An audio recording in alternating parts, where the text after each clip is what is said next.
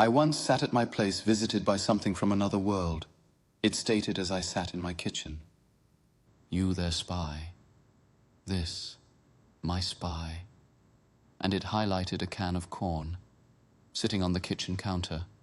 From it sprang a fluid of molecules which quite literally spilled out onto the floor.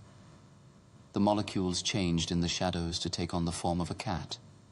They then slowly removed any protective items I had on me, striking at my chest.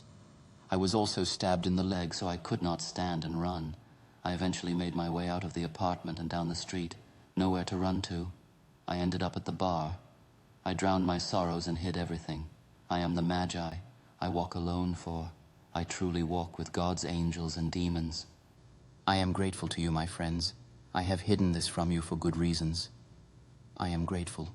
The flickering lights of the bar felt like they were mocking my despair as I clutched my drink tightly, desperately trying to drown the weight of my secrets, aware that the company of both celestial and infernal beings lingered just beyond the veil, ever watchful of my troubled soul. And while I might seem lost in the chaos of my choices, I understood that this burden was mine to bear, woven deeply into the fabric of my reality, as I embraced my fate, ready to confront whatever awaited me in the shadows. With a tremor in my hand, I grasped the pendant around my neck, its warm glow a reminder of the divine and dark forces intertwined in my journey, each pulse resonating with the hidden truths that I had buried deep within me.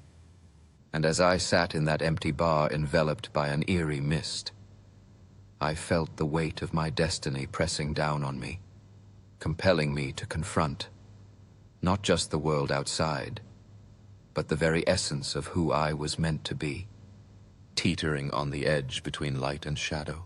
As I stared into the depths of my reflection in the bar's polished surface, determination clashed with fear. Every ounce of courage forced me to acknowledge the swirling forces waiting just beyond the edge of my awareness. And in that moment, I envisioned myself not merely as a man, but as the Magi, the warrior wielding the power of the ancients, the scholar deciphering the mysteries of the universe, and the wanderer traversing paths both perilous and enlightening, all of which led me toward a reckoning that could no longer be postponed.